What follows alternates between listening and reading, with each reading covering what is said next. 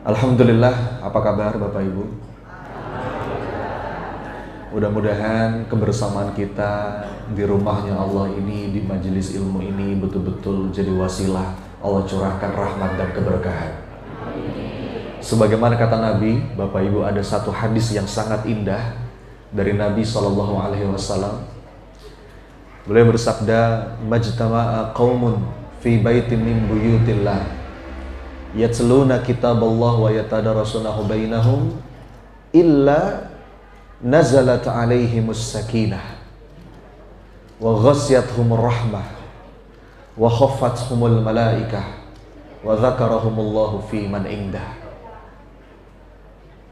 Kata Nabi, barang siapa yang berkumpul di rumahnya Allah, saling nasihat menasehati dalam kebaikan, dalam kebenaran, maka ada beberapa fadilah, ada beberapa karunia yang Allah curahkan. Yang pertama, nazalat alaihimus sakinah, Allah curahkan kepada kita ketenangan. Amin. Sakinah, ketenangan itu Bapak Ibu rezeki yang mahal hari ini. Wa ghasyiyatuhumur rahmah, dan Allah curahkan rahmatnya kepada kita. Amin. Dan ada malaikat-malaikat yang menaungi kita dan mengaminkan doa-doa kita. Maka kebiasaan saya Bapak Ibu, setiap kali mau mulai sesi kajian, biasanya saya minta untuk kita awali dengan saling mendoakan dulu. Boleh? Angkat tangan kanannya, usap-usap punggung yang ada di sebelah kanannya.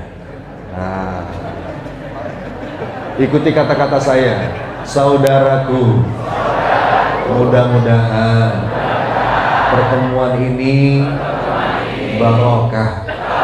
Allah karuniakan kita ilmu yang bermanfaat, menggugah dan mengubah, dan mudah-mudahan kita bisa ketemu lagi di surganya Allah. Tangan kiri usap-usap yang sebelah kirinya. Ikuti kata-kata saya, saudaraku. Amin ya rabbal alamin. Saling mendoakan, saling mengingatkan, saling menguatkan. Berikan senyuman yang paling indah buat kanan kirinya dulu, silakan.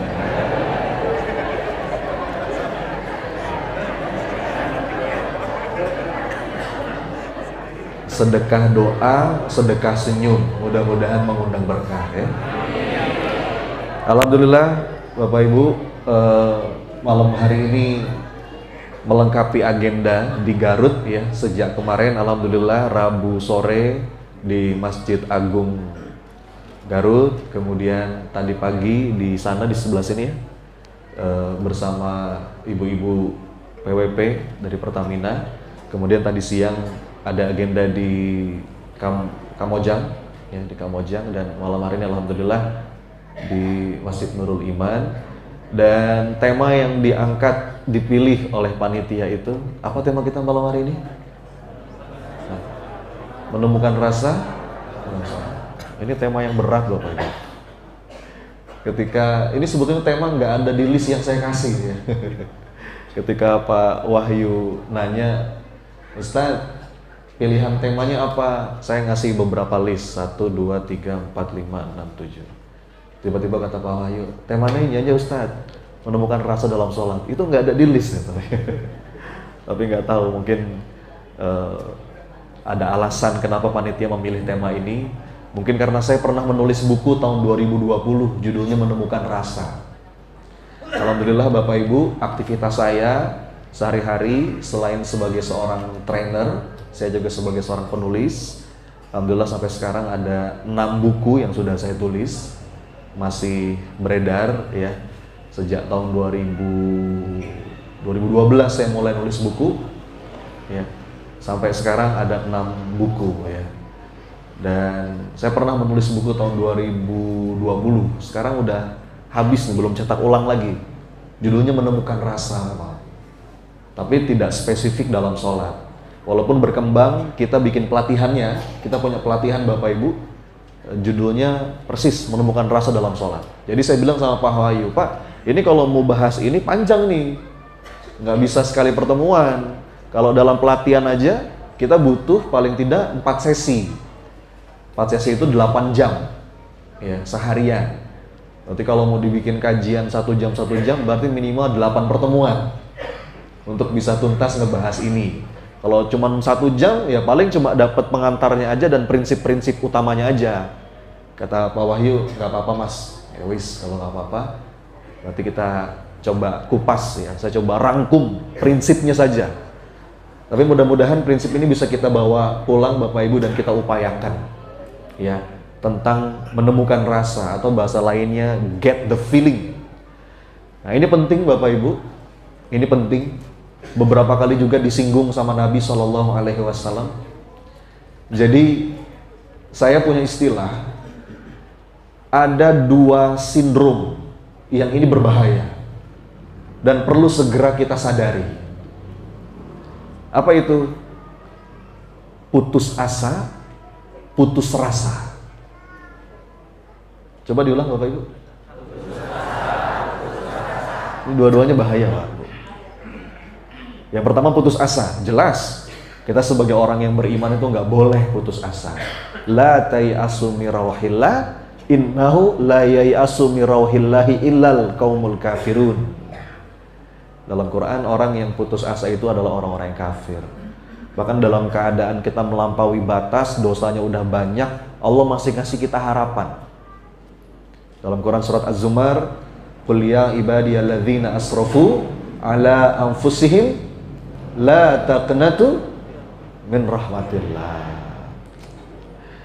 Ini bahkan indah sekali ayat ini Bapak Ibu. Ini ayat kesukaan saya. Terutama kalau saya lagi ngerasa ya Rob, dosa saya banyak banget kayaknya. Hati saya kotor. Saya senang baca surat ini kalau lagi sholat tuh. Qul ya ibadiyalladzina asrafu ala anfusihim la taqnatu min rahmatillah. Wahai hamba-hambaku yang melampaui batas, jangan putus asa dari rahmat Allah. Innallaha yaghfiru dzunuba jami'a. Allah itu mengampuni semua dosa. Innahu huwal ghafurur rahim. Allah itu Maha Pengampun, Allah itu Maha Penyayang. Jadi yang pertama Bapak Ibu, yang perlu kita waspadai, putus asa. Kita nggak boleh putus asa. Karena orang itu kalau udah putus asa pasti nggak balik. Betul nggak Pak? Orang kalau udah putus asa pasti nggak mau tobat, nggak mau balik. Udahlah, dosa saya udah banyak, percuma saya tobat, saya nggak akan diampuni. Nah itu nggak boleh itu ya. Makanya kenapa kita nggak boleh putus asa? Karena kalau kita putus asa, kita nggak bakal balik. Padahal Allah nggak pernah nutup pintu. Selama kita mau balik Bapak Ibu, bahkan kata para ulama, mau berulang kali kita tobat maksiat, terus ulang, jangan berhenti. Allah nggak akan berhenti mengampuni dosa kita sampai kita yang bosan minta ampun. Ya, jadi ada 2 kutub ya yang harus kita jaga. Di satu sisi kita nggak boleh putus asa, tapi di satu sisi kita nggak boleh meremehkan dosa. Nah, makanya yang paling indah itu kalimatnya Sayyidina Abu Bakar. Kata beliau, Innallaha yaghfirul kabair fala tayasu wa yu'adzibu ala saghair fala taghtarru. Sungguh Allah itu bisa mengampuni dosa-dosa besar. Jadi jangan putus asa. Tapi Allah juga bisa mengazab kita karena dosa-dosa kecil. Jadi jangan tertipu. Nah, itu 2 kutub yang harus kita jaga. Satu sisi kita nggak putus asa, tapi satu sisi kita nggak meremehkan dosa. Di tengah-tengah. Jadi nah ini yang pertama Bapak Ibu, putus asa.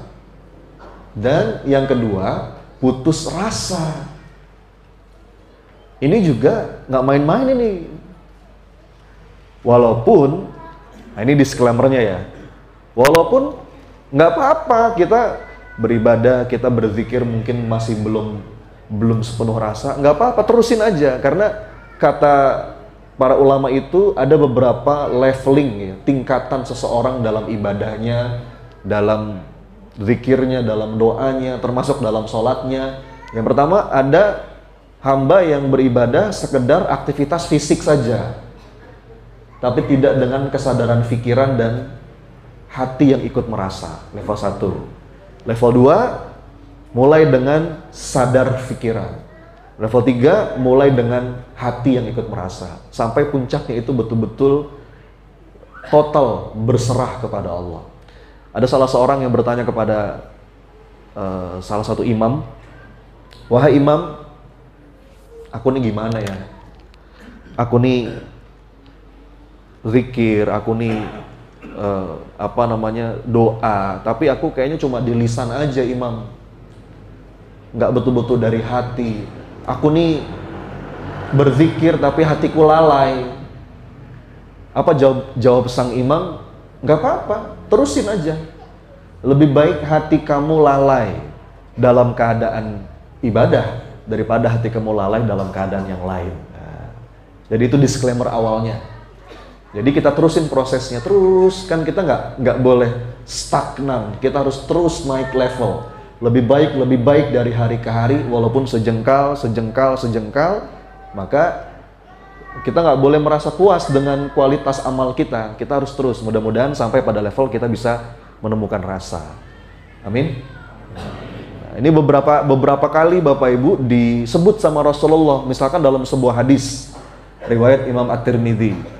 Kata Nabi, "Wa'lamu annallaha la yastajibu du'aan min qalbi ghafilin lahin." Apa artinya? Ketahuilah, sungguh Allah itu tidak mengabulkan doa dari hati yang lalai. Ghafilin lahin, ghaflah. Ghafilin dari kata ghaflah, doa tapi hatinya lalai. Kalau bahasa saya, putus rasa. Ini penting Pak, karena saya sering sampaikan di banyak kesempatan. Misalkan ketika kita ngebahas doa yang mustajab, itu yang biasanya kita dengar itu kan dua. Yang pertama, ada faktor waktu. Yang kedua, ada faktor tempat. Betul ya? Yang pertama faktor waktu. Betul. Ada doa-doa yang lebih besar kemungkinan Allah ijabah ketika seorang hamba itu berdoanya di waktu-waktu tertentu. Kapan aja? 1/3 malam terakhir. Karena dalam sebuah riwayat Rasul mengatakan di 1/3 malam terakhir Allah itu turun ke langit bumi dan Allah menanti mana hamba-hambaku. Special golden moment. Siapa yang minta akan aku beri, siapa yang minta ampun akan aku ampuni. Ya, gitu. Iya. 1/3 malam terakhir. Kapan lagi? Masih banyak. Antara azan dan iqamah. Itu memang privilege yang Allah berikan gitu ya. Seakan-akan untuk hamba-hamba yang memang tepat waktu memenuhi panggilan Allah. Ya. Doa tuh, jangan putus gitu antara azan dan iqamah. Kapan lagi? Hari Jumat ba'da asar. Makanya Pak, handphone saya nih, saya selalu pasang alarm. Kalau hari Jumat jam 16:30 alarm saya bunyi. Buat ngingetin sesibuk apapun saya, begitu alarm itu bunyi, saya meluangkan waktu paling tidak beberapa menit untuk mengangkat tangan, minta yang baik-baik sama Allah. Boleh tuh Pak, Bu, diikutin ya, pasang alarm hari Jumat pada asar. Siap? Nah, mudah-mudahan saya kebagian pahalanya. Saya pasang terus Jumat pada asar, lagi di jalan bunyi gitu. Wah, ini waktu mustajab. Angkat tangan. Kapan lagi? Masih banyak. Ketika hujan turun, ketika safar. Karena ketika hujan turun itu rahmat Allah sedang turun, ya. Ketika safar, kita lagi mengalami susah payah dalam safar, ya, safar dalam kebaikan, safar niatin silaturahim, safar dengan niat menjemput rezeki. Betul. Kapan lagi? Saat dizolimi, betul. Waduh, hati-hati Bapak Ibu. Ngeri itu. Orang yang terzolimi itu, ayah bunda, kawan-kawan, begitu ngangkat tangan, waduh, lesang Pak. Makanya ada nasihat dari guru saya begini, Son, hati-hati dengan perbuatanmu kepada orang lain yang membuat orang itu mengadu kepada Allah. A'udzubillah. Astagfirullah. Karena dua orang terus zalim itu Bapak Ibu, aduh, ngeri kan? Ngeri. Nah, itu faktor waktu. Ada lagi faktor tempat. Nah, ada beberapa tempat yang kalau kita berdoa di situ semakin besar kemungkinan diijabah. Di mana aja? Ya, tanah suci ada beberapa tempat ya Pak. Di Multazam, kalau di Madinah itu di Raudhah, di dekat Ka'bah, ya. Itu di masjid, di majelis ilmu, betul ya? Bapak Ibu, majelis ilmu saat mustajab? Tidak? Nah, ini saat mustajab nih Pak. Makanya walau bagaimanapun majelis offline itu nggak bisa dikalahin majelis online. Betul nggak Pak? Beda, berkahnya beda. Sekarang itu punten ya, kalau cuma sekedar mendapatkan informasi, gampang Pak, tinggal buka YouTube, betul nggak? Cari aja ustadz-ustadz favorit kita, nonton sambil rebahan gitu ya. Sambil rebahan, kakinya ke atas dikit, gini deh. Betul nggak? Kalau sekedar informasi dapat tuh, nggak perlu capek-capek ke masjid. Tapi demi Allah berkahnya beda. Berkahnya beda. Ya. Karena ketika kita datang gitu ya, bahkan dalam sabda Nabi itu gimana? Man salaka tariqan yaltamisu fihi ilman sahalallahu lahu tariqan ilal jannah. Barang siapa yang bersusah payah menempuh sebuah perjalanan ke majelis ilmu, maka Allah akan mudahkan jalannya menuju surga. Kadang-kadang makanya mungkin ilmu itu dapat, tapi diantara tanda berkahnya hilang ya nggak jadi manfaat. Nggak Allah kasih rezeki pemahaman. Coba perhatikan kolom-kolom chat di siaran-siaran YouTube tuh Bapak Ibu. Isinya apa? Debat Pak. Coba ngeri saya kalau lihat kolom chat YouTube tuh, kolom komen YouTube tuh. Ustadznya dijelek-jelekin itu di kolom. Ya Allah, ya Rabb. Itu tanda paling jelas berkah ilmu tuh hilang Pak. Ya. Makanya beda, berkahnya beda. Jadi majelis ilmu itu saat mustajab doa Bapak Ibu. Maka nanti kita biasanya diakhiri dengan doa bersama kan. Hadirkan hati. Nah itu faktor waktu, faktor tempat. Ada satu yang jarang dibahas. Faktor apa kira-kira? Yes, faktor rasa. Yang ini bisa bahkan menggetarkan arsy Allah. Ya.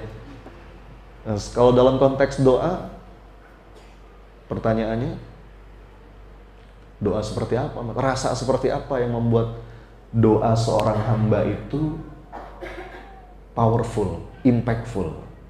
Ada banyak ya. Yakin itu kan rasa. Khusyuk itu rasa. Ya. Tawakal itu rasa. Ada banyak. Tapi saya mengambil ada satu pendapat dari salah seorang ulama. Ya. Ya sebut aja nggak apa-apa ya. Syekh Ibnu Athaillah As-Sakandari dalam kitabnya. Dia bilang ada dua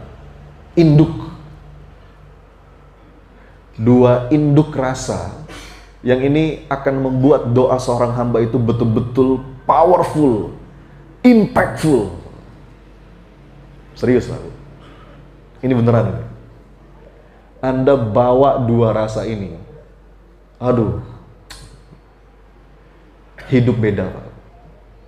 Serius saya. Iya.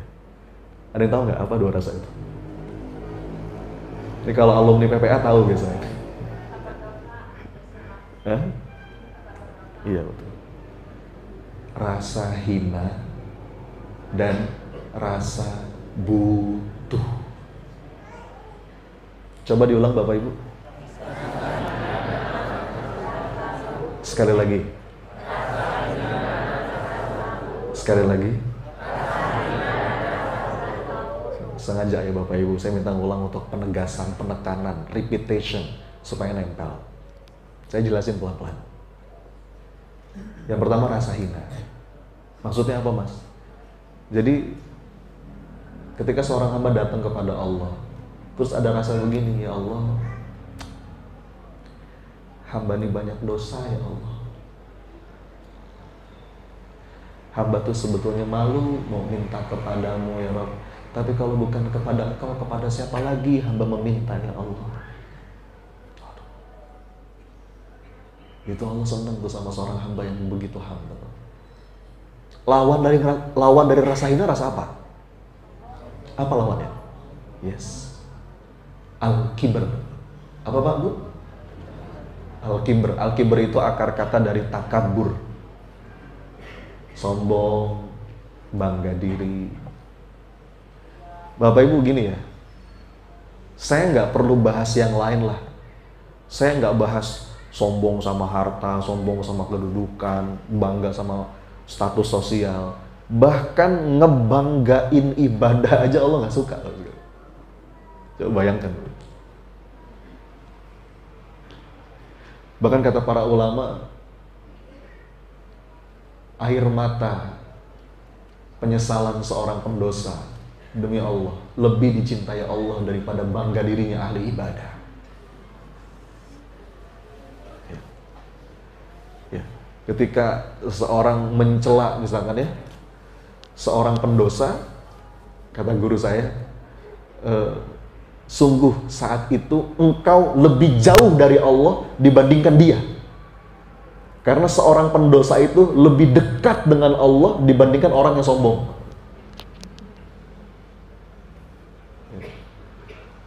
Al-kibr. Lagi pula Bapak Ibu, punten kalau kita mau ngebanggain ibadah, siapa di antara kita yang bisa lebih hebat daripada iblis ibadahnya? Ada yang tahu Bapak Ibu iblis berapa lama beribadah kepada Allah? Kata Imam Ahmad dalam musnadnya, iblis itu ribuan tahun berdiri memuji Allah, ruku memuji Allah. Ribuan tahun Pak. Kita sujud 10 menit migrain Pak. Baru tahajud 11 rakaat udah encok pinggangnya. Aduh, capek banget kayaknya Pak ya. Iblis ribuan tahun Pak Bu. Tapi itu semua nol nilainya. Karena apa? Perhatikan kalimat iblis. Ini kalimat iblis nih. Hati-hati nih kalimat iblis nih. Ana khairu minhu. Coba diulang gimana kalimatnya?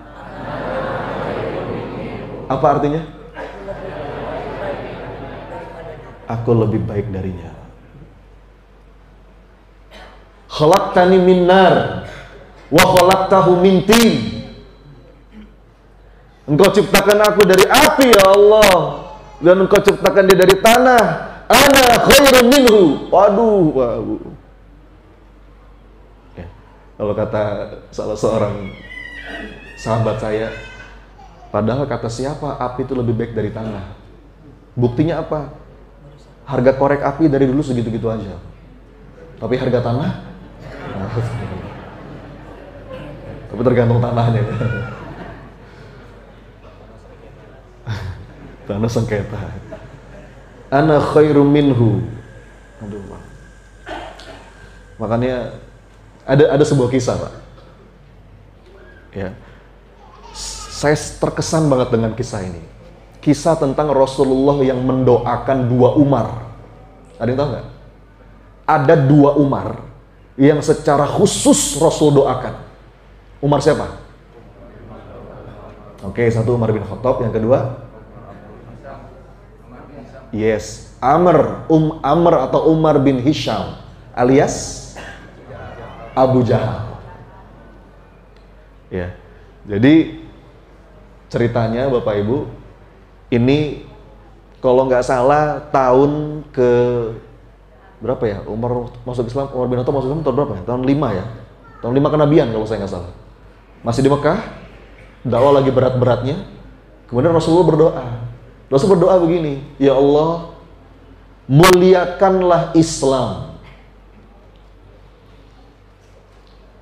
angkat izah Islam, menangkan Islam ya Allah dengan salah satu di antara dua Umar yang lebih engkau cintai, kata Rasulullah. Siapa? Nah, ini menarik Bapak Ibu. Kalau Anda baca kitab Sirah Nabawiyah, ini hampir diriwayatkan di semua kitab sirah. Nama pertama yang Rasul sebut itu siapa? Yang pertama Rasul sebut siapa? Umar bin Hisham, Pak. Coba Anda baca beberapa kitab sirah. Urutan tuh penting Bapak Ibu. Yang menarik, dalam doanya Nabi, yang pertama Rasul sebut itu Umar bin Hisham.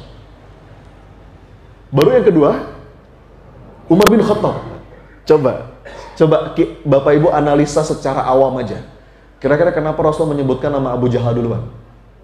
Hah? Itu dia. Bukan keluarga, kalau keluarga agak jauh. Kalau yang agak dekat Abu Lahab, itu agak dekat. Beda orang loh ya. Abu Lahab sama Abu Jahal tuh beda orang. Kalau Abu Lahab sama-sama dari Bani Hashim, itu paman dekat. Ya, walaupun sama-sama di neraka tempatnya. Kalau Abu Jahal agak jauh, sama-sama Quraisy tapi dia dari Bani Makhzum. Jadi bukan karena keluarga, tapi karena bapak tadi, karena pengaruh. Ketika itu salah satu orang yang paling berpengaruh di kota Makkah, itu siapa?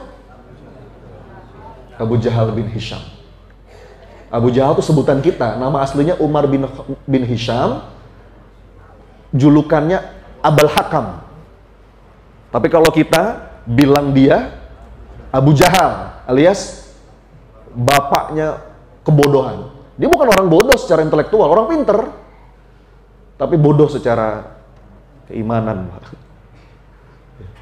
Yang didoain sama Rasul Abu Jahal dulu. Kenapa? Karena dia berpengaruh Bapak Ibu. Abu Jahal itu orangnya gagah, berwibawa, suaranya lantang, sekali ngomong ikut semua, followersnya banyak. Saingan sama Nabi. Bani Makhzum sama Bani Hashim itu saingan. Ya. Dua kabilah yang bergengsi dari Quraisy. Ya. Berpengaruh. Jadi Rasul kira-kira Bu, orang semacam ini kalau masuk Islam gimana? Oh, ini kekuatan dakwah yang luar biasa. Mungkin itu harapan Nabi. Umar bin Khattab juga punya pengaruh, tapi masih muda. Umar bin Khattab itu masuk Islam dalam beberapa riwayat ada yang bilang 23 tahun, ada yang bilang 25 tahun. Masih muda. Kalau Abu Jahal sepantaran sama Nabi. 40-an tahun ketika itu. Ya. Jadi itu alasannya. Tapi saya mau nanya Bapak Ibu. Hari ini kita semua jadi saksi. Dari dua Umar itu, siapa yang pada akhirnya Allah berikan petunjuk, Allah tolong, Allah muliakan dengan Islam, dan pada akhirnya memuliakan Islam? Siapa? Sebut namanya. Siapa? Sayyidina Umar bin Khattab radhiyallahu anhu, Al-Faruq. Bahkan makamnya sekarang berdampingan dengan makamnya Nabi SAW. Jadi kalau kita umroh, haji Bapak Ibu ya, persis di bawah kubah hijau itu, ya, itu ada 3 jasad mulia. Yang pertama, Rasulullah. Jadi posisinya begini, ini Rasulullah, agak ke bawah sedikit, itu Sayyidina Abu Bakar As-Siddiq, agak ke bawah sedikit, Sayyidina Umar bin Khattab. Ya. Kalau Sayyidina Utsman dimakamkan di Baqi Al-Gharqad, yang pemakaman. Bahkan makamnya sekarang berdampingan dengan baginda Nabi SAW. Pertanyaan saya, coba dianalisa. Ini masih ada kaitannya dengan rasa yang kita bahas tadi. Kenapa hidayah itu, hikmah itu, petunjuk itu datang untuk menyapa dan masuk ke hatinya Umar bin Khattab, tapi tidak ke hatinya Abu Jahal bin Hisham? Kenapa kira-kira? Ya kalau secara hakikatnya memang Allah berkehendak, tapi ada sebabnya. Allah tuh milih. Ya. Ini dua orang Bapak Ibu, Umar bin Khattab sama Umar bin Hisham. Ini dua orang yang karakternya tuh mirip, sama-sama keras. Ya. Kita tahu kan kayak gimana Umar bin Khattab ya? Sama-sama omongannya jagoan lah Pak. Hah? Iya, sama-sama pokoknya dikit-dikit Rasulullah izinkan gue penggal lehernya. Itu kan Umar tuh. Berani, lantang, kalau udah makanya Di antara orang yang pertama-tama itu menyatakan Islamnya terang-terang itu Umar bin Khattab. Di saat yang lain sembunyi-sembunyi, Umar bin Khattab terang-terangan. Ini karakternya mirip nih. Abu Jahal sama Umar bin Khattab secara karakter mirip. Sama-sama keras. Bahkan Umar bin Khattab juga orang pertama yang kepengen ngebunuh Rasulullah. Bener nggak? Sama-sama mirip. Tapi kenapa hidayah itu, petunjuk itu, masuk ke hatinya Umar bin Khattab, tapi tidak ke hatinya Umar bin Hisham? Ada yang tahu? Kenapa kira-kira? Iya. Hah? Iya. Iya. Kenapa Allah menghendaki Umar bin Khattab? Dibahas ini oleh para ulama. Saya dapat ini dari guru sirah saya.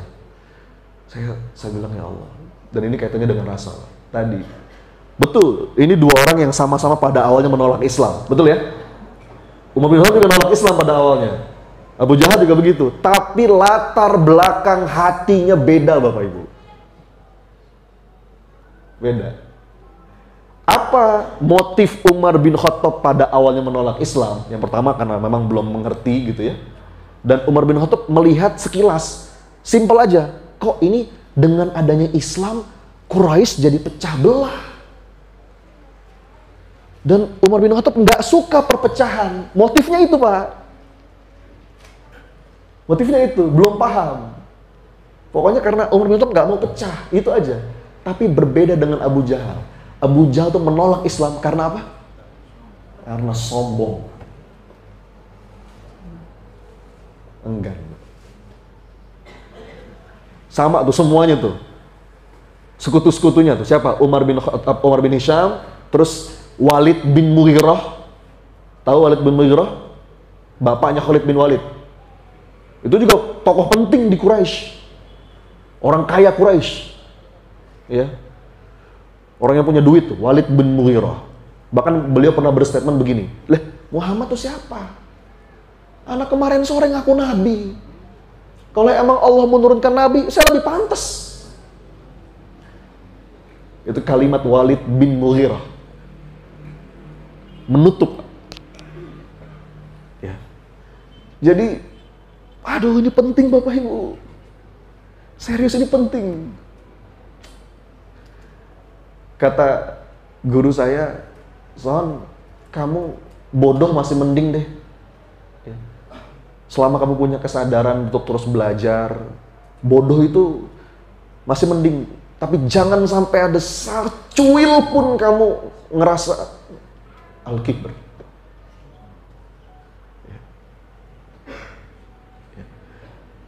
Makanya kalau kata-kata salah seorang ulama itu Bapak Ibu, saking penting ini sampai diajarin supaya itu nggak ada di hati kita. Diajarin cara kita berpikir. Imam Al-Ghazali dalam beberapa nasihatnya dia bilang begini. Kalau kamu ketemu sama orang yang lebih muda darimu, apa nasihat Imam Al-Ghazali? Kamu harus berpikir gimana? Ya Allah, orang ini dosanya pasti lebih sedikit dariku. Gitu. Kan logikanya gitu ya Bapak Ibu. Kalau ada anak muda umurnya lebih rendah dari kita, berarti secara logika kesempatan berbuat dosanya lebih sedikit dari kita. Betul ya? Potensi dosanya lebih sedikit kan gitu ya? Gitu. Yang kedua, kalau ketemu orang tua, gimana? Bukan Pak. Ya Allah. Beliau ini pasti ibadahnya lebih banyak. Ilmunya, wawasannya, pengetahuannya, pengalamannya, kebijaksanaannya pasti lebih banyak dariku. Dua. Nah sekarang yang ketiga. Kalau ketemu orang sedang berdosa gimana? Ahli neraka. Gitu? Alhamdulillah. Bagaimana yang ketiga? Iya, begini Bapak sekalian. Ya Allah, boleh jadi suatu hari nanti Engkau berkehendak memberinya hidayah. Ya. Kita nggak tahu ya Rob. Kita nggak bisa menghakimi sekarang. Ya.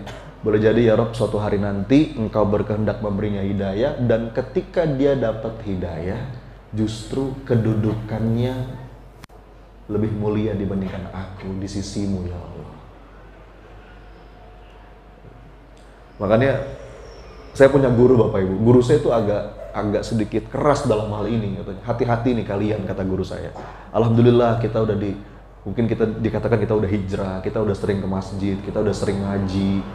Yang perempuan udah pakai hijab. Tapi jangan sekali-kali kalian memandang saudara-saudara kalian yang mungkin masih berproses dengan pandangan seakan-akan kita di atas dan dia di bawah. Nauzubillah. Dakwah kan nggak begitu. Ya. Doain, dakwain. Gitu ya. Jadi itu Pak, rasa hina. Balik lagi Bapak Ibu, ada dua rasa yang kita bahas. Masih ingat rasa apa? Bahkan Bapak Ibu, baru selesai sholat aja, coba ya, ketika kita salam, Assalamualaikum warahmatullahi wabarakatuh, Assalamualaikum warahmatullahi wabarakatuh, apa yang langsung kita baca? Astagfirullah. Astagfirullah. Bahkan kata para ulama, sebelum kita doa, baca istighfar dulu kan? Astagfirullah. Supaya hadir rasa itu. Ya Rabb, hamba datang dengan segala dosa, ya. Berharap rahmat-Mu, kasih sayang. Bukan justru merasa pantas gitu. Jadi nggak ada, kalau orang yang punya rasa ini nggak ada tuh kalimat, mana Mas, saya udah tahajud, saya udah sedekah, mana Mas. Itu seakan-akan merasa layak dengan amalnya. Padahal Bapak Ibu, amal kita tuh banyak cacatnya, receh. Walaupun kita dapat anugerah ini semua semata-mata karena karunia Allah. Makanya Nabi Sulaiman itu ungkapannya hada min fadli Rabbi. Beda kayak Korun. Korun itu ketika dapat mungkin banyak kemudahan, keleluasaan, kalimatnya innama utituhu ala ilmin indi. Ini semua karena ilmuku. Yang kedua Bapak Ibu, rasa butuh. Hamba butuh Engkau tolong ya Rabb. Sebagaimana ungkapannya Nabi Musa yang Allah abadikan dalam Quran, Rabbi inni lima anzalta ilayya min khairin fakir. Ya Allah, sungguh aku ini fakir. Ya ayuhan nasu antumul fuqara'u ilallah. Wahai manusia, kamu itu kafir, kamu itu fakir. Ya. Kalian semua butuh kepadaku. Coba Bapak Ibu, kita pegang dua rasa ini. Dapat tuh. Coba direnungi ya, kenapa doa orang yang terzolimi itu mustajab Bapak Ibu? Karena dua rasa ini ada. Betul nggak? Yang pertama dia ngerasa hina, dia ngerasa lemah. Ya Rob, hamba nih mau bales tapi hamba nggak bisa bales ya Allah. Dan hamba butuh Engkau tolong. Waduh, ngeri itu Bapak Ibu. Ngeri itu. Ya. Jadi itu fondasi rasa. Ya. Dan ketika kita ibadah tuh kita merasa ini semua atas taufiknya Allah gitu Bapak Ibu. Makasih. Jadi ibadah itu diiringi dengan rasa syukur. Karena kalau nggak bukan dorongan taufik Allah, kita nggak bisa. Bukan justru bangga dengan amalnya, justru ngelihat amal soleh kita sendiri itu kita ngerasa syukur. Makasih ya Allah di takdir sujud. Makasih ya Allah hari ini Engkau berikan taufik, hamba mampu menggerakkan langkah kaki hamba ke majelis ilmu. Jadi makin banyak ibadah tuh bukan malah makin bangga diri, tapi malah makin syukur sama Allah. Makanya kalimat para penghuni surga yang Allah abadikan dalam Quran itu, para penghuni surga itu Bapak Ibu, ini orang-orang yang udah sukses, ketika udah masuk surga, kalimatnya begini, Alhamdulillahilladzi hadana li hadza wa ma kunna linahtadiya laula an hadanallah. Itu kalimat para penghuni surga. Alhamdulillahilladzi, segala puji bagi Allah yang telah memberikan kami petunjuk, karena kalau Allah nggak ngasih petunjuk kami nggak bisa sampai surga, begitu Pak. Jadi kita ada di masjid, kita mungkin suatu hari dapat ilham dan tergerak pengen sedekah, malam-malam bangun, itu bukan malah ngerasa bangga, bukan wah hebat ya, enggak, tapi makasih ya Allah. Bahkan kata Syekh Abdul Hasan Asyadzili dalam sebuah kalimat yang sangat indah, dia bilang begini, qalilul amal ma'asyuhudil minnah minallah khairun min kathiril amal ma'arru'yati taksir. Apa artinya? Amal yang sedikit tapi disertai dengan rasa syukur itu lebih baik dibandingkan amal banyak tapi ada kesombongan di situ. Ya. Jadi makasih ya Allah. Rasa hina, rasa butuh. Nah sekarang Bapak Ibu kita masuk pelan-pelan ke menemukan rasa dalam sholat. Prinsipnya Bapak Ibu cuma dua. Ya. Dua aja. Tapi kalau dua ini kita hayati, insya Allah Bapak Ibu ya, dengan izin Allah, semoga kita bisa menemukan rasa itu. Apa Ustadz dua prinsip menemukan rasa dalam sholat? Kita memahami satu, sedang menghadap siapa. Dua, sedang melakukan apa. Prinsipnya itu aja. Tapi ini kalau dibahas panjang Bapak Ibu. Satu apa? Sedang menghadap siapa. Yang kedua, sedang melakukan apa. Prinsip besarnya itu. Jadi kalau dikupas, turunannya banyak. Pelan-pelan ya, saya coba bahas intinya, gambaran besarnya, supaya nanti Bapak Ibu dapat sesuatu gitu. Yang pertama, sedang menghadap siapa? Satu, Bapak Ibu sadari bahwa ketika sedang sholat, kita tuh sedang menghadap zat yang sangat mencintai kita dan selalu menanti kita kembali.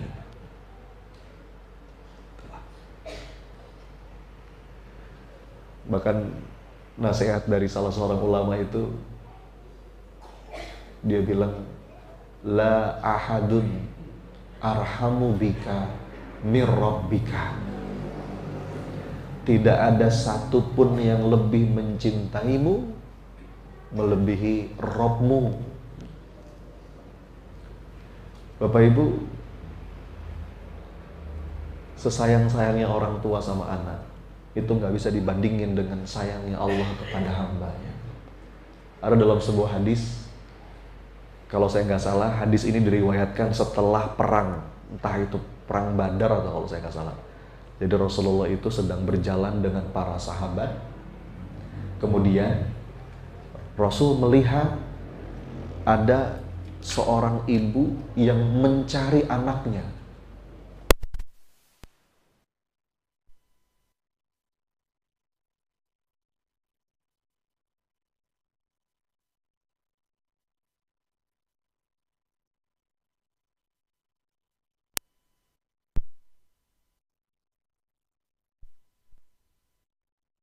Para sahabat, wahai sahabatku, coba engkau lihat. Aku mau nanya, kata Rasulullah, menurut kalian, mungkin tidak ibu itu melemparkan anaknya ke dalam api, dalam kurung, mencelakakan anaknya? Mungkin nggak ibu itu mencelakakan anaknya? Ada di sini yang masih punya anak bayi, balita, ada Bapak Ibu? Ada? Boleh angkat tangan? Yang masih punya anak bayi, balita, ada ya? Oke, saya mau nanya Pak, Bu, mungkin nggak Anda ke dapur, nyalain kompor yang gede gitu, terus taruh anak Anda di atas kompor itu? Mungkin Pak? Para sahabat ketika ditanya kayak gitu sama Rasulullah, sama jawabannya, nggak mungkin ya Rasulullah.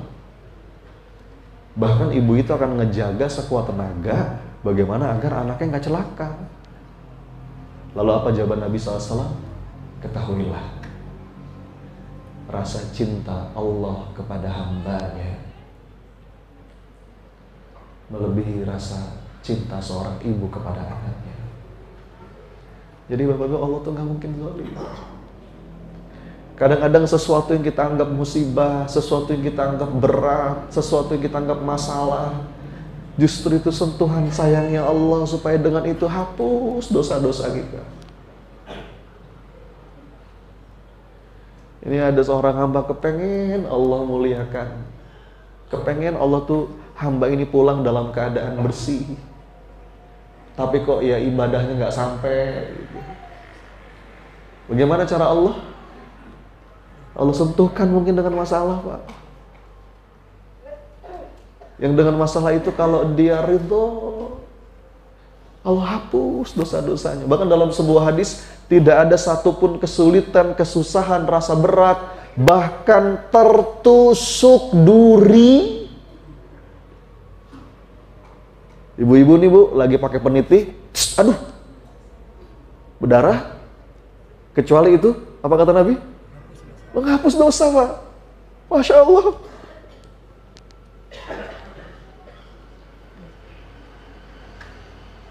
Kita ditipu, kita dibully mungkin, dijelek-jelekin orang, pedih hati itu. Orang beriman tuh faham, ya Rabb, semoga dengan ini Engkau hapus dosa-dosa. Sampai ada kisah seorang ibu, ya pernah dengar kan? Seorang ibu yang punya penyakit epilepsi, tahu? Ya, ini kisah yang populer. Ibu punya sakit epilepsi. Kalau udah kumat tuh kadang-kadang bapak ibu lagi di pasar gitu, aduh kejang gitu, mulutnya berbusa, auratnya kelihatan. Ibu ini datang ke Rasulullah, minta didoain. Ya Rasulullah, doain dong, saya punya sakit begini. Rasul ngasih dua pilihan, Bu, karena Rasul tahu justru dengan apa yang dialami ibu itu jadi jalan.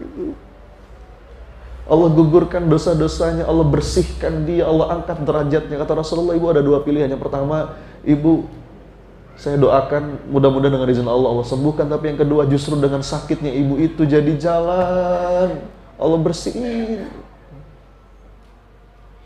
Ya. Pilih mana? Allah apa jawaban sahabiyah ini? Kata si ibu tadi, ya Rasulullah, kalau emang itu pilihannya, saya pilih yang kedua aja. Tapi tolong doain satu aja Rasulullah, kalau saya kumat, jangan sampai aurat saya kelihatan. Baca kisahnya. Mungkin ibu itu nggak sembuh, tapi bedanya apa? Dia nggak lagi ngejalanin harinya dengan keluh kesah. Karena dia tahu, apapun yang menimpa hidupnya, ini sentuhan sayangnya Allah. Maka orang beriman itu Bapak Ibu, bahkan levelnya bukan hanya menerima takdir, berikutnya mencintai takdir. Apa Pak Bu? Kalau kata Maulana Rumi begini, aku mencintai masalahku. Kenapa? Karena aku tahu yang memberiku masalah juga mencintaiku. Rasulullah ketika memberikan isyarat kepada para sahabat, ya dalam sebuah riwayat, Rasulullah ngomong kepada waktu itu Sayyidina Utsman, Sayyidina Ali, bahwa nanti di masa kamu, ini ada bisyarah ya, di masa kamu nanti akan ada ujian yang begitu berat, fitnah, semua segala macam.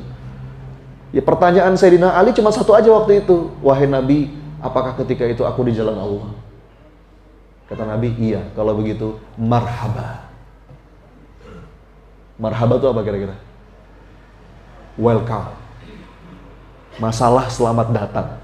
Silahkan. Asal aku di jalan Allah. Maka itu isyarat sentuhan sayangnya Allah. Jadi Bapak Ibu, yang pertama, pahami sedang menghadap siapa. Satu, kita sedang menghadap zat yang itu sangat mencintai kita. Bahkan dalam sebuah hadis qudsi riwayat Imam Al-Bukhari, kata Allah, ya, inna rahmati taghlibu ghadab, rahmatku itu mengalahkan kemurkaanku. Jadi kita memandang mungkin kesulitan Bapak Ibu itu sentuhan sayangnya Allah. Bahkan dalam hadis qudsi yang lain ya, ketika Allah sedang merindukan hambanya, Allah itu utus malaikat dan Allah katakan, wahai malaikat, timpakan hambaku itu masalah. Sungguh aku rindu mendengar dia menyeru namaku.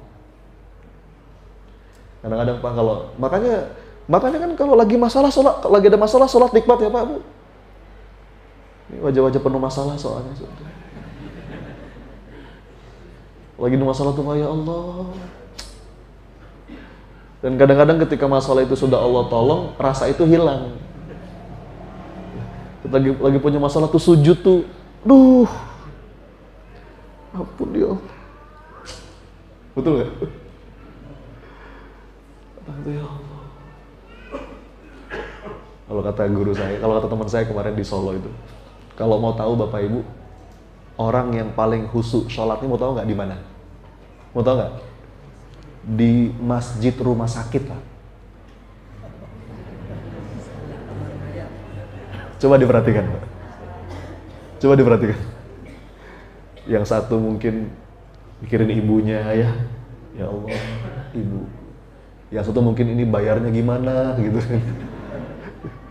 Yang satu, coba, aduh, kadang-kadang gitu Pak. Kita tuh yang pertama pahami kita sedang menghadap siapa, zat yang sangat mencintai kita Bapak Ibu. Allah tuh nggak mungkin zolim.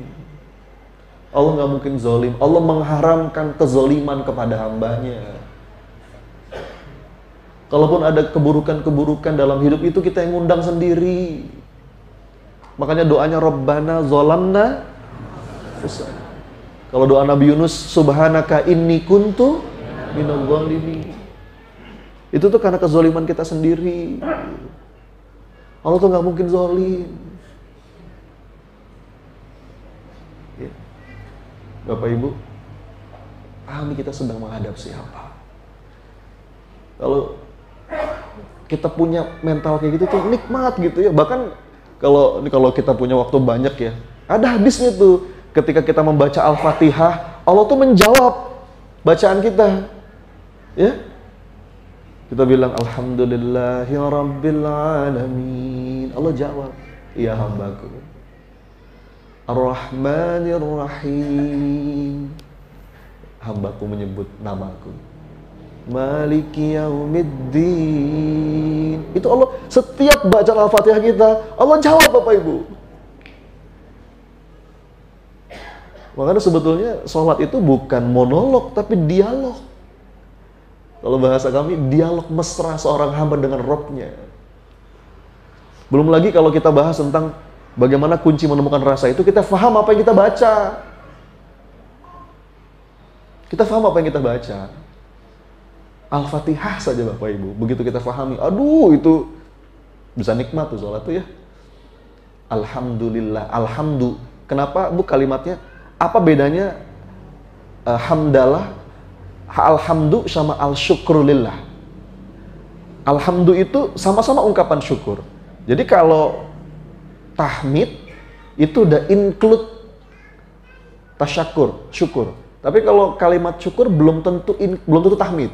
Jadi tahmid itu, ini kalau kita bahas panjang ya. Tahmid itu adalah ungkapan syukur tapi ada rasa cintanya. Alhamdu itu pujian, ungkapan syukur, tapi ada cintanya. Beda dengan al-syukrulillah. Tapi kenapa alhamdulillah? Ini para pakar bahasa ngebahas ini dalam banget Bu. Jadi kayak misalkan ibu nih, seorang istri gitu ya, dikasih sesuatu sama suaminya, sesuatu yang Anda suka. Terus Anda bilang makasih kan ya sama suami ya Bu ya? Pak makasih ya. Itu apakah cuma makasih aja? Kan enggak kan? Pasti ada cinta dalam kalimat makasih itu. Makasih ya Pak. Begitu pula sebaliknya. Misalkan bapak dilayani sama istrinya, dikasih yang betul-betul apa yang kita inginkan gitu. Makasih ya, Ma. Itu ada rasa cintanya di situ. Kalimat berikutnya Ar-Rahmanir Rahim itu rasa harap. Makanya dalam Al-Fatihah itu lengkap, Pak. Dalam Al-Fatihah itu ada cinta, ada harap, ada takut. Ini 3 rasa fondasi penghambaan. Cinta, harap, takut.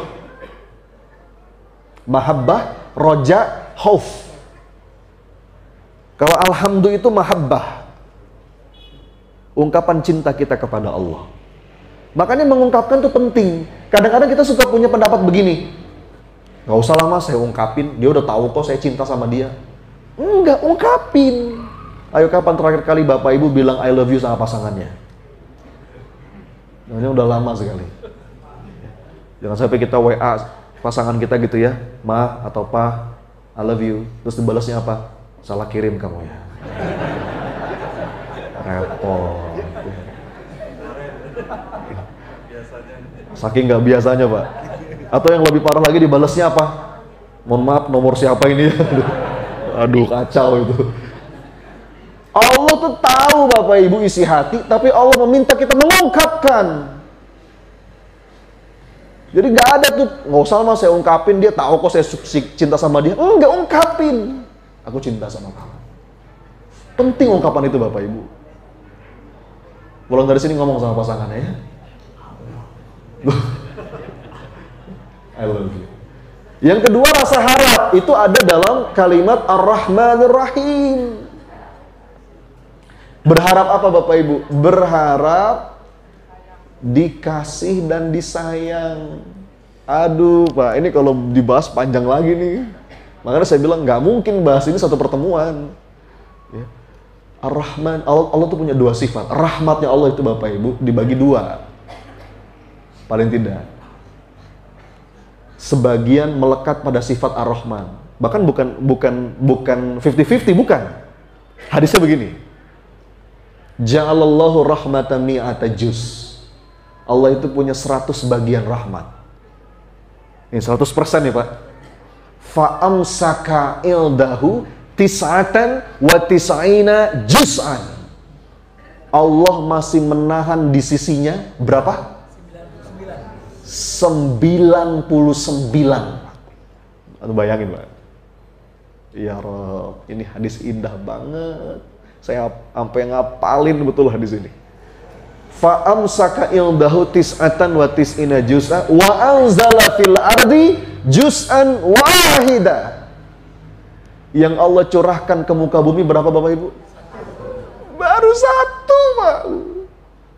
Coba kebayang gak? Kebayang gak Bapak Ibu? Dari zamannya Nabi Adam sampai nanti hari akhir, itu Allah baru mencurahkan 1 bagian rahmat. 1 bagian rahmat aja Bapak Ibu, ini dunia udah kayak gini indahnya, bener gak? Orang tua bisa punya rasa sayang sama anak, itu karena rahmat Allah. Itu yang 1 itu, dia bagi-bagi rata. Bahkan hewan Pak, binatang, kata Rasulullah, hatta tarfa'al farasu hafiroha an waladiha khasyata an tusibah. Sampai kuda itu ngangkat kakinya karena takut anaknya keinjek. Monyet Pak, udah lihat monyet? Saya kemarin Pak dari Aceh, nggak sengaja, kan kita biasa lihat monyet ya. Saya dari Banda Aceh ke Melabo, itu naik jalur tsunami tuh, lewat Bukit Gurute. Itu saya nggak sengaja ngelihat monyet pinggir-pinggir jalan, biasa lah ya, di gunung-gunung gitu kan. Minta makan gitu, minta lemparin pisang atau apa. Tiba-tiba saya nggak sengaja ngelihat ada induk monyet meluk anaknya gitu. Peluk anaknya dibawa. Saya bilang ya Allah, itu saya nangis Pak. Monyet aja sayang sama anaknya. Itu karena rahmat Allah. Yang 1 itu dibagi semua. Dan kata para ulama, 1 bagian rahmat Allah melekat pada sifat Ar-Rahman. Makanya Ar-Rahman itu artinya apa? Yang Maha Pengasih. Semua dikasih Bapak Ibu. Itulah sifat Allah Ar-Rahman. Kasih nggak pilih-pilih, semua dikasih. Mau yang kafir, mau yang bejat, mau yang taat, mau yang munafik, semua dikasih. Itu sifat Allah Ar-Rahman. Itu 1 bagian aja Bapak Ibu. Yang 99 kata para ulama melekat pada sifat Allah Ar-Rahim. Apa artinya Ar-Rahim? Ini masih ditahan nih Pak. Itu yang kita kejar. Makanya ketika kita mengucap ya Ar-Rahmanir Rahim, itu tuh yang kita hayati tuh. Kita berharap bukan cuma dikasih, tapi juga disayang. Coba saya mau nanya, pilih mana? Dikasih apa disayang? Yang tegas, dikasih apa disayang? Nah, pinter. Kenapa pinter? Perhatikan ya, perhatikan. Karena kalau dikasih belum tentu disayang. Penting. Dikasih belum tentu. Biasa aja kalau sama yang dikasih mah, Bu. Bapak Ibu pernah ngasih uang sama tukang parkir? Bapak Ibu sayang sama tukang parkir? Biasa yang kasih kok. Demi Allah Bapak Ibu, dikasih itu belum tentu disayang. Bahkan kadang-kadang justru dikasih itu bentuk tidak sayang. Makanya ada istilah istidraj kan? Tapi kalau disayang, biasanya dikasih. Kalaupun nggak dikasih, pasti karena sayang. Perhatikan ya. Perhatikan kalimat ini. Saya ulangi ya. Ini ngebahas Ar-Rahmanir Rahim aja Bapak Ibu. Panjang. Mudah-mudahan kita bisa menjadi hamba Allah yang bukan cuma dikasih, tapi juga. Kenapa? Karena kalau dikasih belum tentu.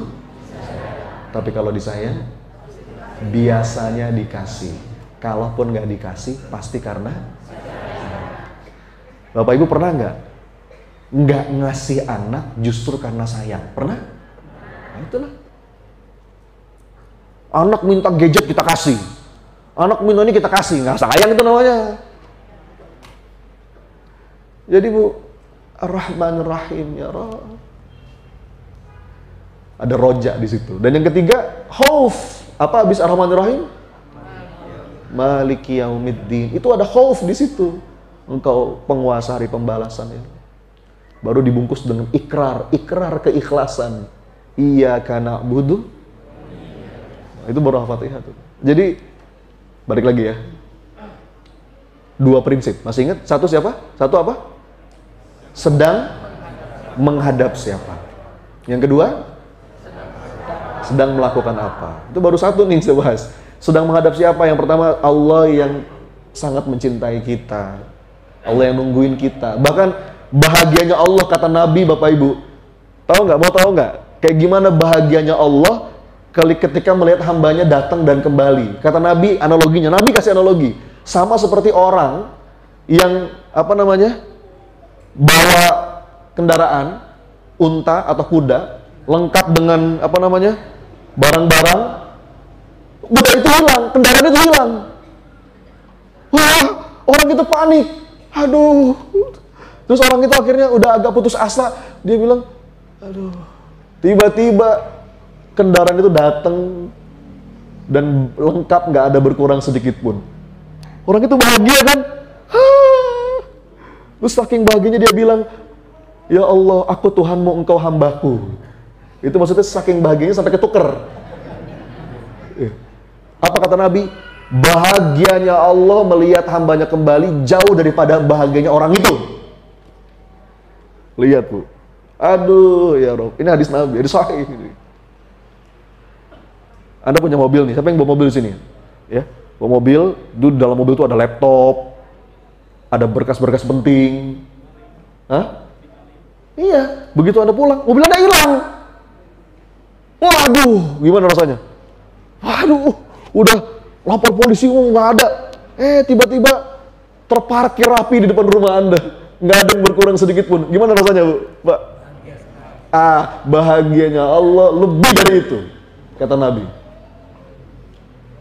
Ketika melihat hambanya kembali. Sadari gitu loh, kalau lagi sholat tuh kita lagi menghadap zat yang kayak begitu. Sebegitu cintanya sama kita. Itu nikmat Pak, Bu. Belum lagi kita bahas dia adalah zat yang maha tahu segala isi hati. Allah itu punya sifat Sami'ul Alim. Allah itu zat yang selalu mau dengerin kita dan yang paling ngertiin kita. Bapak Ibu, Anda curhat sama orang, lama-lama orang tuh bosen denger curhat Anda, bener nggak? Ada orang nih, kita mau curhat. Pertama-tama dia enak tuh dengerin kita. Oh, gue gini nih, gue begini, begitu. Besok-besok kita ngeluh lagi. Orang itu bosan, bener nggak? Malas dia. Allah itu zat yang selalu mau dengerin kita. Dan yang paling ngertiin kita. 24 hours, 7 days a week. 24 jam sehari, 7 hari seminggu. Every minute, every second. Dikit-dikit ngomong sama Allah. Ya Allah, aku capek. Ya Allah, aku sedih. Maka sholat itu momentum untuk mengadu. Makanya kata Nabi, sholat itu istirahat. Dalam sebuah hadis, ketika Rasul bilang kepada Sayyidina Bilal, ya Bilal, arihni bis sholah. Wahai Bilal, azan, istirahatkan kami dengan sholat. Bayangin Bapak Ibu, sholat itu istirahat. Lagi capek-capek ngejar dunia, tiba-tiba ada azan, Allahu Akbar, Allahu Akbar. Istirahat gitu Pak. Kalau kita kan sholat beban ya. Udah zuhur lagi. Baru tadi gitu. Kalau Rasul sholat itu istirahat. Momentum kita untuk ngadu. Hamba datang ya Roh, wudu, ngebasuh. Habis itu duduk bentar. Astagfirullah. Sholat itu istirahat. 5 kali sehari kita diminta jeda minimal. Ngecas. Ya. Dan kita sedang menghadap siapa? 1, zat yang sangat mencintai kita. 2, zat yang begitu mengetahui isi hati kita, mau dengerin kita. Yang ketiga, zat yang maha kuasa nolong kita. Innallaha ala kulli syai'in qadir. Allah itu maha kuasa atas segala sesuatu. Ya. Jadi kalau minta tolonglah sama Allah. Tolong ya Allah. Nanti jalannya Allah kasih lihat mana aja. Tolong ya Allah. Allah tuh makin sering kita datang dan kita minta, Allah tuh senang Bapak Ibu. Bahkan ya kalimatnya dalam sebuah hadis kata Nabi, Allah itu malu. Bayangin nih, bahkan kalimatnya malu.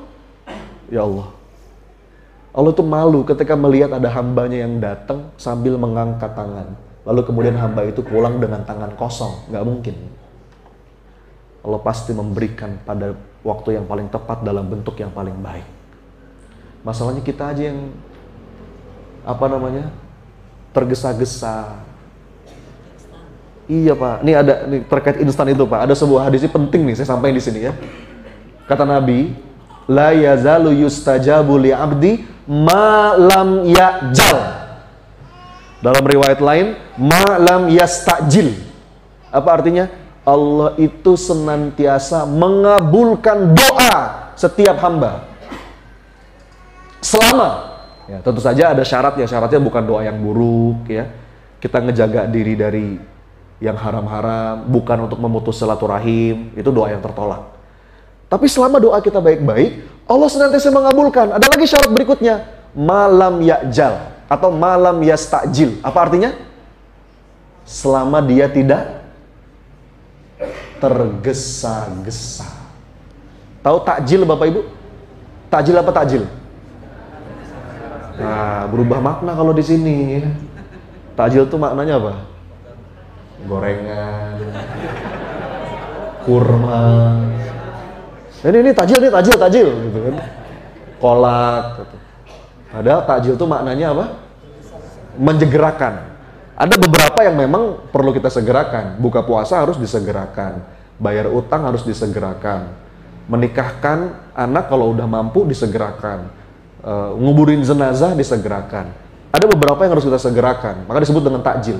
Tapi dalam doa justru sebaliknya Pak. Bu, Masya Allah. Kata Nabi, ini penting nih. Saya ngomong ini kemana-mana. Karena saya sering dapat curhat Bapak Ibu. Saya kalau buka DM TikTok saya ya, itu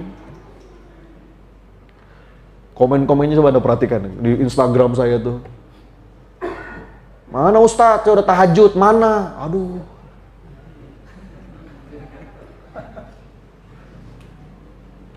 Kata Rasulullah, Allah senantiasa mengabulkan doa seorang hamba selama hamba itu tidak tergesa-gesa. Lalu sahabat bertanya, ya Rasulullah, ma'al istijal. Apa itu istijal? Apa itu tergesa-gesa? Kata Nabi, hamba yang tergesa-gesa itu adalah dia berdoa, tapi setelah berdoa dia mengatakan, mana? Itu Pak, tertolak Pak. Karena ada suuzon di situ. Be careful.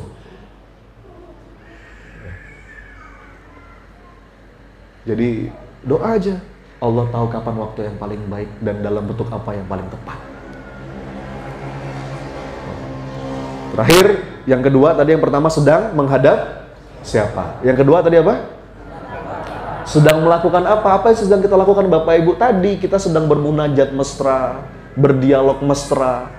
Bahkan saat terdekat seorang hamba dengan Rabb-nya itu ketika sujud. Kita lagi berdekat-dekat sama Allah. Aduh. Posisi terdekat seorang hamba dengan Rabb-nya itu Bapak Ibu ketika sedang sujud itu titik terendah Pak. Mohon maaf ya. Makanya ini kadang-kadang justru titik terendah hidup kita saat itulah justru kita lagi deket-deketnya sama Allah. Sampai contohnya itu sujud. Bahkan Bapak Ibu ketika sujud, mohon maaf, kepala itu lebih rendah daripada bokong. Iya. Ketika sujud. Tapi itu saat terdekat seorang hamba dengan Rabb-nya. Jadi nikmatin kalau kita, beberapa kali saya dapat curhatan gitu ya, Mas Sony saya lagi di titik terendah, Mas Sony saya lagi begini. Saya bilang, enjoy the moment. Demi Allah itu momen mahal. Itu momen mahal.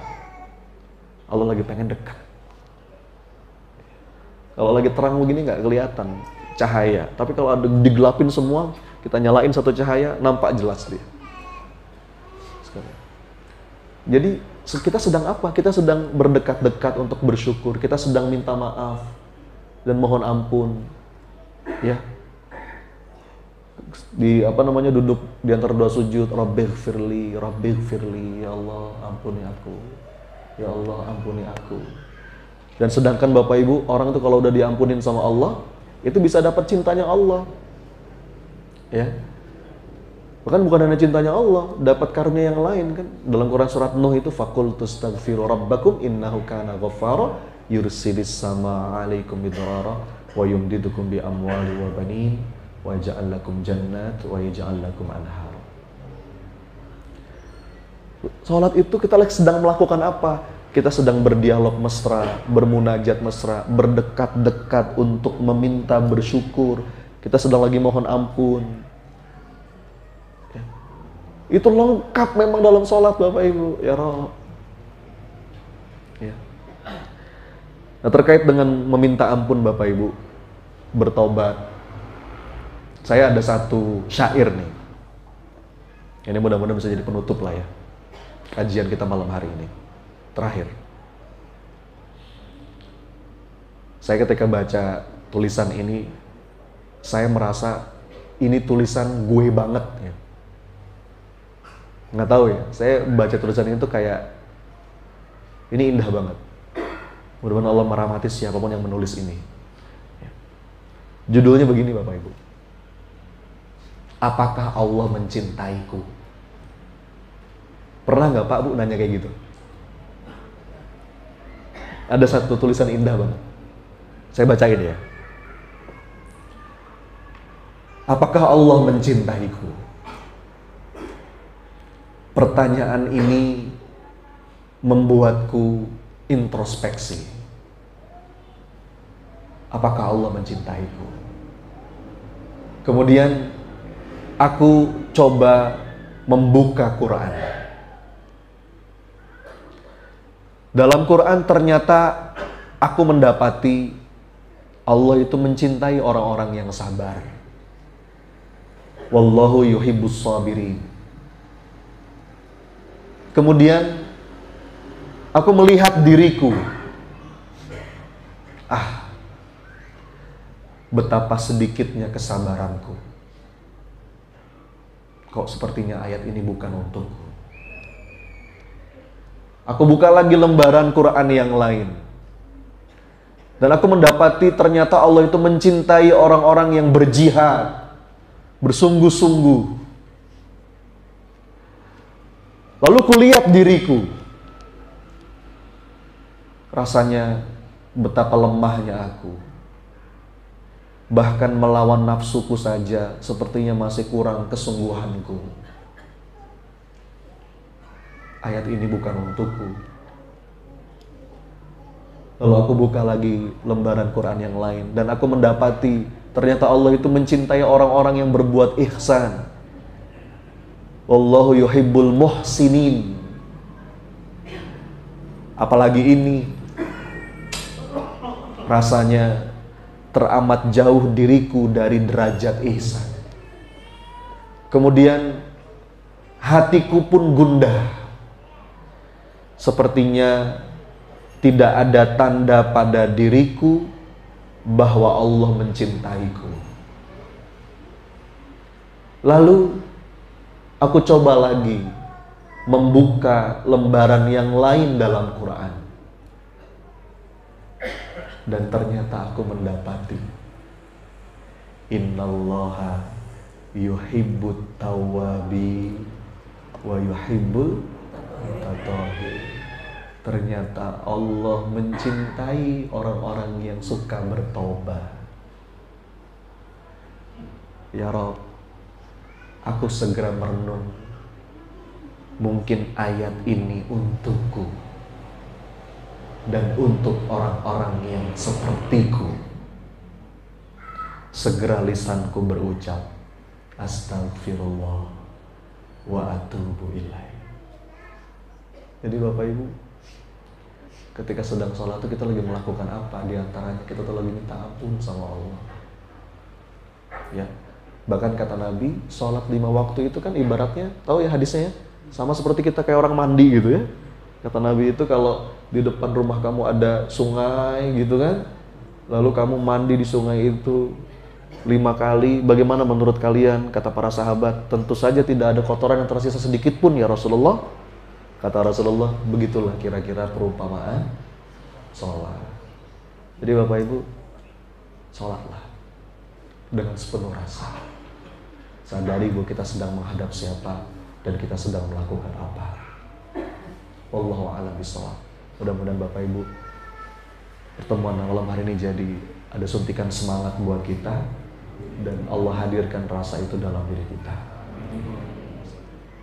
Tutup dengan doa. Baik Bapak Ibu, sebelum kita lanjutkan dengan sholat isya berjamaah ya, saya mau izin ya, tadi saya sudah jamak, jadi saya nggak ikut sholat isya. Kita sama-sama doa Bapak Ibu, sebagaimana yang tadi saya sampaikan. Majelis ilmu ini saat mustajabnya doa, dan kita nggak pernah tahu Bapak Ibu ya, aminnya yang mana gitu, yang itu mengubah hidup kita insya Allah. Maka mari kita hadirkan hati kita, ayah bunda angkat tangannya. Kita mulai dengan istighfar sepenuh rasa. Astagfirullah, astagfirullah. Bapak Ibu hadirkan rasa hina itu di hati kita. Astagfirullah. Ya Allah, hamba banyak dosa, ampuni hamba ya Rabb. Hati hamba masih kotor, masih suka dengki, sombong. Ampuni ya Rabb. Astagfirullah. Merasa hebat. Astagfirullah.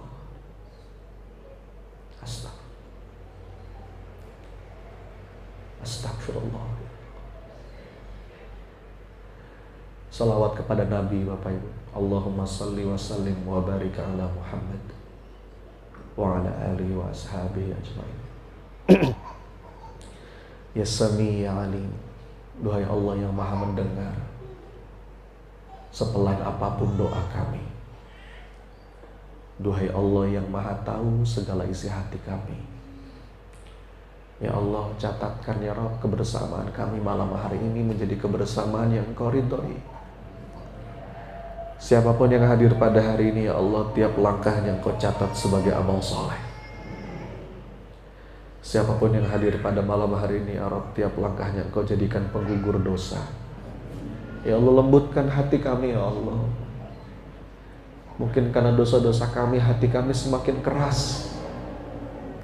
Sampai kami nggak bisa menikmati ibadah kami, ya Allah. Sampai kami nggak bisa bergetar ketika namamu disebut. Sampai kami nggak merasa bergetar ketika ayatmu dibacakan. Jangan kau biarkan hati kami mengeras, ya Allah. Lembutkan hati kami, ya Allah. Hujamkan kepada kami nikmatnya ibadah, nikmatnya sholat, nikmatnya sujud, nikmatnya menyebut namamu, ya Allah. Nikmatnya bertilawah. Allahumma inna nas'aluka ilman nafi'an wa rizqan tayyiban wa qalban khasi'an wa amalan mutaqabbala. Karuniakan kepada kami hati yang lembut, ya Allah. Tempat Engkau karuniakan hikmah dan hidayah. Allahumma aftah lana hikmataka wansur alaina rahmataka ya dzal jalali wal ikram. Bapak Ibu, saya berikan kesempatan, silakan doa masing-masing, silakan doa apapun yang baik-baik. Insya Allah Bapak Ibu ini saat mustajab. Silakan, saya aminkan. Amin ya Allah, kabulkan ya Rabb. Amin ya Allah. Amin ya Allah, kabulkan ya Rabb. Yang punya masalah minta ditolong sama Allah. Yang punya hajat minta ditolong sama Allah. Yang pengen umroh haji minta sekarang. Yang pengen utang lunas minta tolong sama Allah. Yang pengen keluarganya Allah kasih harmoni, sakinah, mawaddah, warahmah minta sekarang. Ya Allah. Dan jangan lupa Bapak Ibu minta dikasih nikmatnya ibadah sama Allah.